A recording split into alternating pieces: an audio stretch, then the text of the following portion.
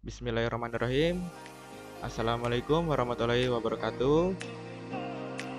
Hai teman-teman, perkenalkan saya Ali Furqan Romadoni dari kelas D Ekonomi Syariah IAIN Kendari. Di video ini saya akan memaparkan materi yang berjudul Nilai-nilai universal yang baik dalam ekonomi Islam serta nilai-nilai yang buruk dalam ekonomi Islam. Baiklah, langsung masuk ke materi yang pertama, yaitu nilai-nilai universal yang baik dalam ekonomi Islam. Yang pertama itu ada kebebasan. Dalam Islam, masalah kebebasan ekonomi adalah tiang pertama dalam struktur pasar Islam. Kebebasan didasarkan atas ajaran-ajaran fundamental Islam, atau dengan kata lain, nilai dasar kebebasan ini merupakan konsekuensi logis dari ajaran Tauhid, di mana dengan pernyataan tidak ada Tuhan selain Allah. Artinya, manusia terlepas dari ikatan perbudakan baik oleh alam maupun oleh manusia sendiri. Yang kedua ada keadilan.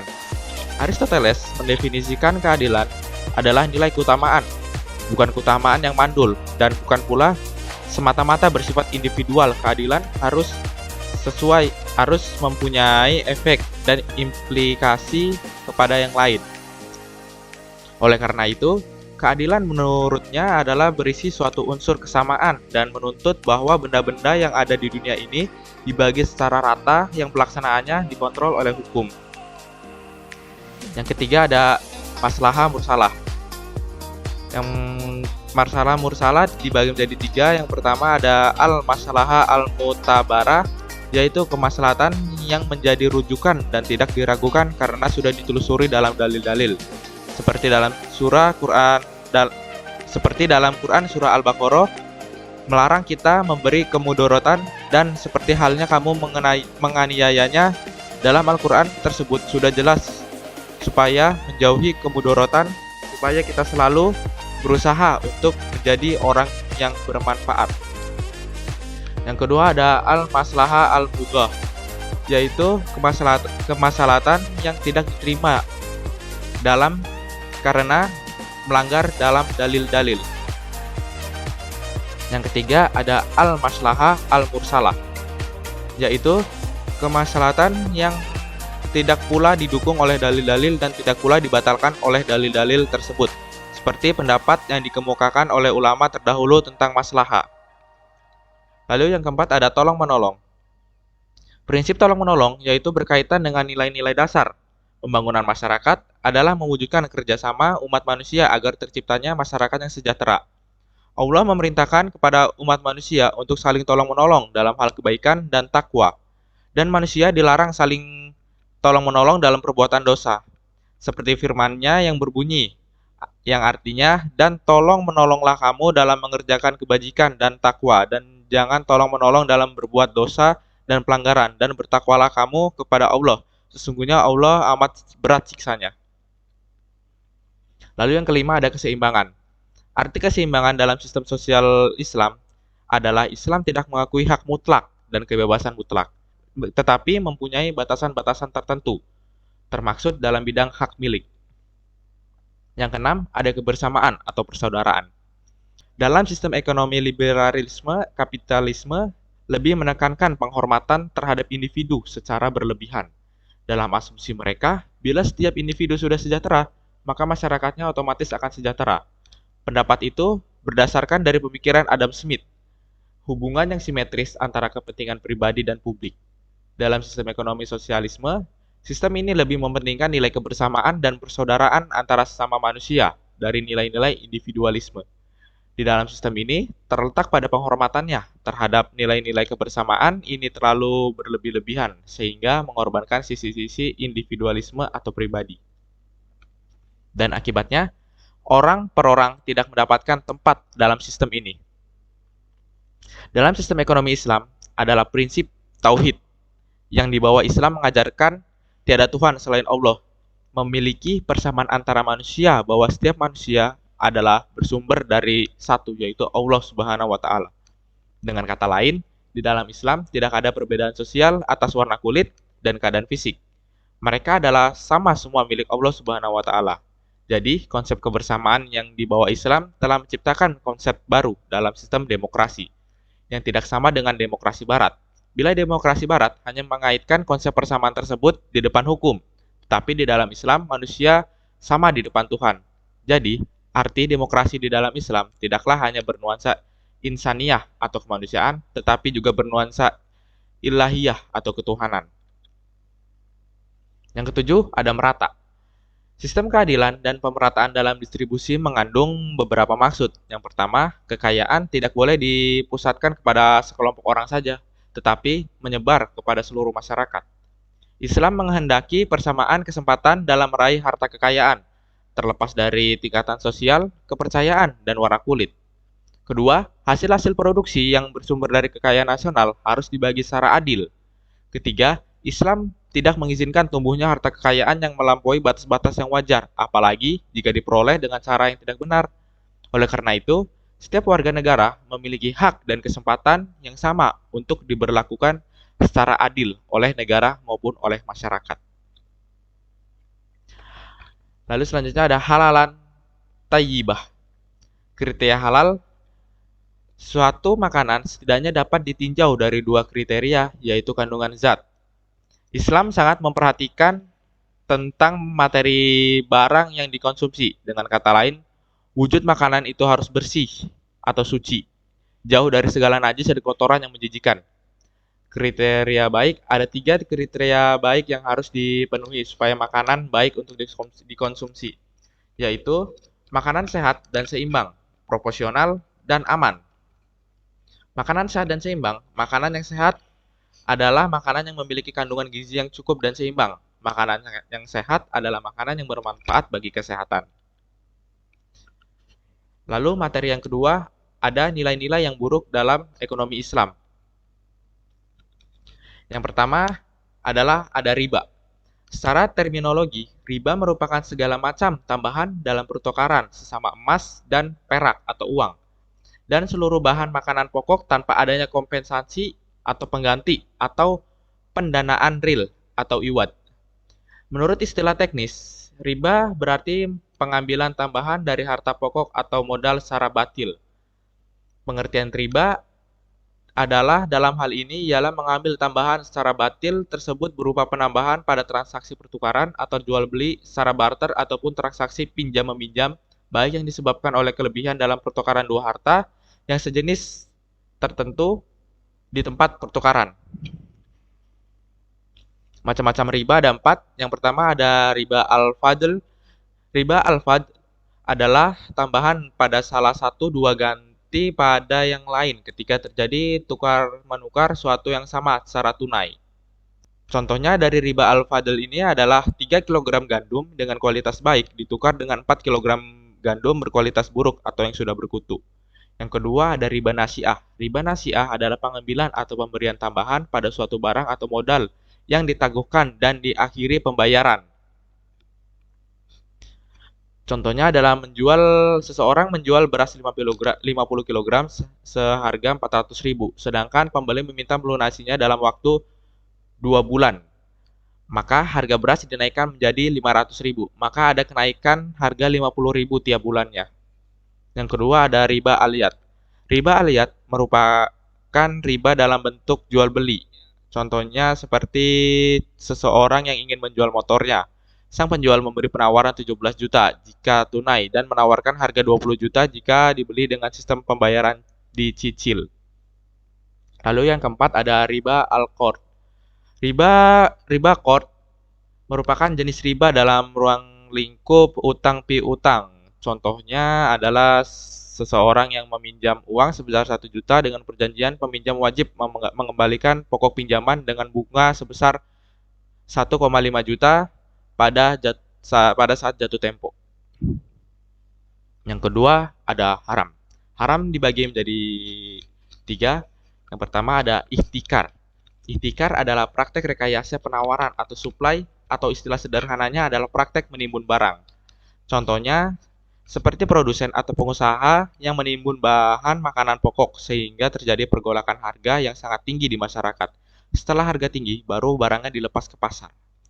Yang kedua ada rishiwah. Rishiwah atau suap menyuap adalah kegiatan memberi sesuatu kepada pihak lain untuk mendapatkan sesuatu yang bukan haknya. Contohnya seseorang menyuap seorang hakim agar hukumnya diringankan, bahkan dihilangkan. Yang ketiga ada haram zatnya. Semua bentuk usaha yang berkaitan dengan sesuatu yang jelas keharamannya, menurut syara, barang atau jasa, maka hukum bisnis tersebut adalah haram. Contohnya jual daging babi, miras, narkoba, atau bekerja sebagai kurir narkoba dan lain sebagainya. Yang ketiga ada najis. Dalam ekonomi Islam, najis adalah benda-benda yang kotor tetapi belum tentu haram untuk diperjualbelikan. Contohnya seperti kotoran hewan. Meskipun sebagian ulama dari kalangan mazhab Syafi'i berpendapat barang yang dijualbelikan harus suci, namun sebagian lainnya menawarkan solusi karena saat ini kotoran hewan ternak memiliki banyak manfaat. Misalnya sebagai pupuk tanaman untuk mengganti pupuk organik yang dinilai merusak lingkungan. Yang keempat ada goror.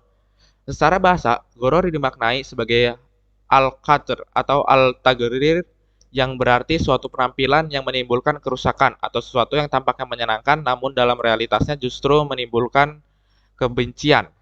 Goror adalah ketidakjelasan atau ketidakpastian dalam hal kualitas, kuantitas, harga, dan waktu penyerahan barang atau suatu transaksi yang mengakibatkan salah satu pihak dirugikan.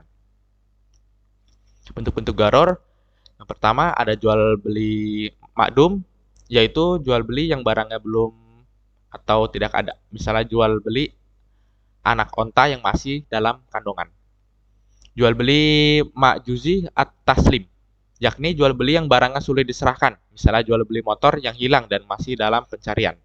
Yang ketiga ada jual beli majhul, yakni jual beli barang yang tidak diketahui kualitas, jenis, spesifikasinya, atau kuantitasnya secara pasti. Misalnya jual beli handphone yang tidak dijelaskan tipenya. Lalu ada jual beli juzaf, yakni jual beli barang yang biasa ditakar atau ditimbang atau dihitung, namun dijual tanpa taksiran. Misalnya adalah jual beli setumpuk buah tanpa mengetahui beratnya. Yang kelima ada maisir. Maisir adalah jenis transaksi permainan yang di dalamnya terdapat persyaratan berupa pengambilan sejumlah materi dari pihak yang kalah oleh pemenangnya. Mudahnya, istilah ini dapat dipahami sebagai judi atau taruhan. Transaksi ini menempatkan salah satu pihak harus menanggung seluruh beban pihak lain tanpa adanya timbal balik. Contohnya dalam kehidupan modern saat ini adalah game online yang dengan konsep taruhan seperti high domino, taruhan dalam bentuk togel dengan skema transaksi dalam bentuk kupon, serta yang lagi ramai saat ini adalah dalam bentuk trading binary option. Ciri umum transaksi maisir adalah unsur spekulatif, berupa pengumpulan harta dari semua pemain dengan kesepakatan bahwa pemenang akan mengambil seluruh atau sebagian harta milik pihak lain yang berpartisipasi, sehingga keuntungan hanya dapat dirasakan satu pihak saja. Kriteria maisir yang pertama adalah ada taruhan. Yang kedua, seluruh pelaku maisir mempertaruhkan hartanya. Yang ketiga, pemenang mengambil hak orang lain yang kalah. Karena setiap pelaku juga tidak memberi manfaat kepada lawannya. Yang keenam, ada zulm atau zalim. Zulm adalah menempatkan sesuatu yang tidak pada tempatnya, memberikan sesuatu yang tidak sesuai, baik ukuran, kualitas, maupun temponya, mengambil sesuatu yang bukan haknya, dan memperlakukan sesuatu tidak sesuai dengan posisinya. Singkatnya, zulm adalah transaksi yang memberikan sesuatu tidak sesuai ketentuan ataupun kesepakatan. Contohnya seperti bank syariah yang mengurangi nisbah bagi hasil nasabah penabung tanpa pengetahuan nasabah yang bersangkutan. Lalu selanjutnya ada bentuk zulm. Zulm an-najasi. An-najasi didefinisikan sebagai tambahan pada satu barang dagangan dari orang yang tidak ingin membelinya agar orang lain terjebak padanya. Seseorang yang tidak ingin membeli barang datang dan meninggikan harga barang agar pembeli mengikutinya, lalu menyangka bahwa ia tidak meninggikan barang tersebut kecuali memang pantas, sehingga ia terperdaya dengannya. Contohnya adalah menggoreng saham. Yang kedua ada tasir. Tasir yaitu intervensi otoritas dalam pengendalian dan pematok harga. Dalam hal ini dengan memaksa transaksi jual beli dengan harga tertentu dan tidak boleh dilanggar. Dalam hal ini ada pengecualian. Misalnya, saat di suatu negara terjadi penimbunan barang, maka pemerintah berhak mengendalikan atau mematok harga barang tersebut agar tidak terjadi lonjakan harga. Lalu selanjutnya ada tadlis. Tadlis artinya penipuan. Tadlis pada jual beli dalam hukum Islam itu diharamkan karena tadlis merupakan penipuan yang dilakukan dalam transaksi jual beli oleh pihak penjual terhadap barang atau objek yang dijualnya kepada pembeli. Aspek tadlis dalam transaksi jual beli sebenarnya tergolong ke dalam jual beli gharar, di mana jual beli gharar merupakan jual beli yang mengandung unsur-unsur penipuan dan pengkhianatan, baik karena ketidakjelasan dalam objek jual beli atau ketidakpastian dalam cara pelaksanaannya, sehingga hukum dari jual beli semacam ini ada dilarang atau diharamkan. Macam-macam tadlis. Yang pertama ada tadlis dalam hal kualitas, adalah penipuan dalam transaksi jual beli yang dilakukan oleh penjual kepada pembeli terhadap mutu atau kualitas barang yang dijual. Yang kedua ada tadlis dalam hal kuantitas, yaitu penipuan yang dilakukan oleh pihak penjual terhadap jumlah yang akan diterima kepada pihak pembeli. Yang ketiga ada tadlis dalam hal harga, ialah penipuan harga jual yang dilakukan oleh penjual kepada pembeli. Dalam hal ini seperti penjual tidak memberitahukan secara jujur berapa harga pokok dan keuntungan yang didapat atas barang tersebut. Yang keempat ada tadlis dalam hal waktu penyerahannya, yaitu penipuan yang dilakukan oleh penjual kepada pembeli atas waktu penyerahan barang yang telah disepakati pada saat di awal akad. Lalu yang ke-8 ada lalu yang selanjutnya ada syubhat. Syubhat atau subhat merupakan istilah di dalam Islam yang menyatakan tentang keadaan yang samar, tentang kehalalan atau keharaman dari sesuatu. Menurut istilah syar'i, syubhat adalah ketidakjelasan atau kesamaran, sehingga tidak bisa diketahui halal haramnya sesuatu secara jelas. Syubhat terhadap sesuatu bisa muncul baik karena ketidakjelasan status hukumnya atau ketidakjelasan sifat atau faktanya. Status hukumnya dapat diketahui berdasarkan nas atau berdasarkan ijtihad yang dilakukan ulama dengan metode qiyas, istishab, dan sebagainya. Kategori syubhat yang pertama, sesuatu yang haram bercampur dengan yang halal. Misalnya buah hasil curian termaksud makanan haram, lalu buah ini tercampur dengan sekeranjang buah halal lainnya. Dalam hal ini, makanan haram yang bercampur dengan makanan halal serta tidak bisa dibedakan mana buah yang hasil curian atau haram dan mana yang halal. Maka ini tergolong perkara syubhat. Lalu yang kedua ada perkara halal. Lalu muncul keraguan. Misalnya, seseorang sudah berwudu untuk sholat, tapi ia ragu apakah sudah batal atau belum. Dalam kasus ini, perkara syubhatnya tidak terpengaruh apa-apa karena keraguan itu muncul atas hal yang sudah pasti. Karenanya, ia dapat tetap sholat dan ibadahnya tergolong sah. Lalu yang ketiga ada perkara yang belum jelas status halal atau haramnya. Misalnya ketika seseorang berpergian ke negara atau wilayah non-muslim, kemudian ia makan di restoran atau warung makan milik penduduk asli sana. Jika ia tidak bertanya, maka ia tidak tahu status makanan tersebut. Jika makan itu daging, belum tentu hewan tersebut disembelih sesuai syariat Islam, atau bisa juga itu juga daging yang haram. Lalu selanjutnya ada khianat. Khianat artinya curang, culas, tidak jujur, tidak lurus hati. Menurut Raghib al-Isfahani, khianat kurang lebih sama artinya dengan nifak, orang yang disebut munafik. Khianat dapat terjadi terhadap diri sendiri, terhadap Allah Subhanahu wa taala dan Rasul-Nya, dan terhadap orang lain. Khianat adalah sikap tidak bertanggung jawab atau mangkir atas amanat atau kepercayaan yang telah dilimpahkan kepadanya. Khianat biasanya disertai bohong dengan mengobrol janji. Dalam bermuamalah, sifat khianat harus dihindari agar bisnis dapat berjalan dengan baik dan memperoleh keberkahan Allah Subhanahu wa taala. Karena suatu kepercayaan pasti akan mendatangkan keberkahan, apalagi dalam hal bermuamalah. Macam-macam khianat. Yang pertama ada berkhianat kepada Allah. Orang mengaku beriman kepada Allah tetapi tidak mengerjakan ibadah dan sering melanggar hukum Allah. Berkhianat kepada Nabi Muhammad SAW. Orang mengaku telah beriman kepada Nabi Muhammad, tapi perilakunya tidak sesuai dengan ajaran sunnah beliau. Yang ketiga, berkhianat pada orang lain. Orang yang pelanggar atau tidak menepati janjinya kepada orang lain. Mungkin cukup sekian materi yang dapat saya paparkan dari video ini. Kurang dan lebihnya mohon dimaafkan. Wabillahi taufiq wal hidayah. Wassalamualaikum warahmatullahi wabarakatuh. And see you again. Bye bye.